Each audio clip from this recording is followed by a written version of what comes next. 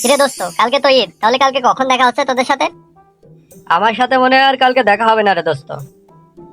কেন কেন কাল দেখা হবে না কেন? মানে ওই আমি ঈদের নামাজটা পড়ে তো বউকে নিয়ে শ্বশুর বাড়ি চলে যাব। শ্বশুর বাড়ি গিয়ে বউকে নামিয়ে দিয়ে শালিকে নিয়ে ঘুরতে যাব। বল্টু, তোর সাথে কখন দেখা হবে?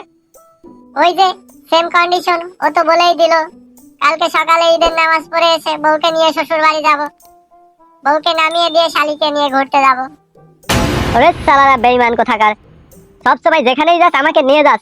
চল দোস্ত, চল দোস্ত, আর কালকে ঈদ, শ্বশুর বাড়ি যাবি বউকে নিয়ে, বউকে রেখে শালিকে নিয়ে ঘুরতে যাবি। সালার বেঈমান সালারা, আর আমি সালা একা সালা। আরে দোস্ত রাগ করিস না, কি করব বল।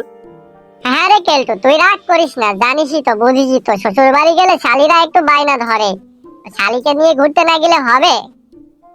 ঠিক আছে, সমস্যা নাই, তোরা যখন শ্বশুর বাড়ি যাবি, শালিকে নিয়ে ঘুরতে যাবি, যাওয়ার আগে আমাকে কিছু ললিপপ কিনে দিয়ে যাস। এ চালা, তুই কি এখনো ছোট আছিস নাকি ললিপপ খাবি? তো কি করবো শুনি? তোদের বউ আছে, শালি আছে, তোরা ঘুরতে যাবে, আমার কি আছে শুনি? আমি কার সাথে ঘুরতে যাবো? কেন রে, তোর ওই জরিনা কই? জরিনার কি হয়েছে? জরিনার সাথে আর কথা হয় না? দেখ বল্টু, কাটা গায়ে নুনের চিটা দিস না।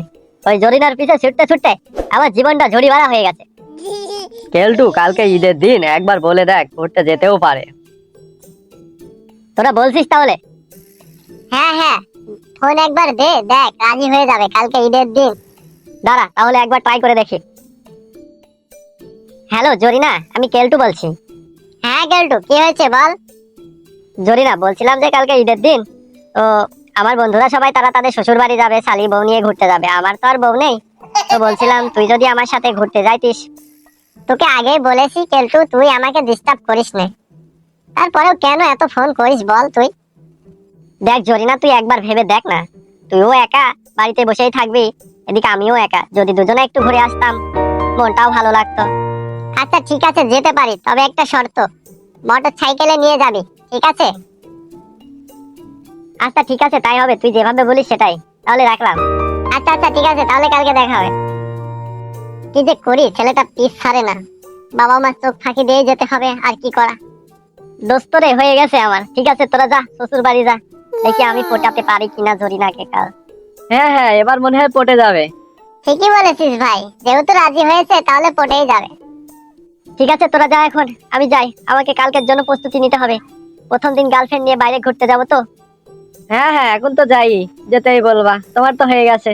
হ্যাঁ হ্যাঁ ভাই, তুই ঠিকই বলেছিস। কিরে শালা, কখন থেকে বসে আছি, এখনো জরিনা আসে না? জরিনা কি আমাকে চিট করলো নাকি? সরি কেলটু, আসতে একটু লেট হলো। না না না, ঠিক আছে, আমি তো তোর জন্য ওয়েট করতেই পারি। ঠিক আছে চলো তাহলে। ওঠ জরিনা, ওঠ। হ্যাঁ চলো কেলটু। এই তো মনে হচ্ছে লাইনে আসছে। কিছু বললে কেলটু?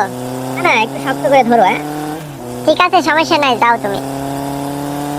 এই রে জরিনা, গাড়ির তেল মনে হয় ফুরিয়ে গেল। এখন কি করবা?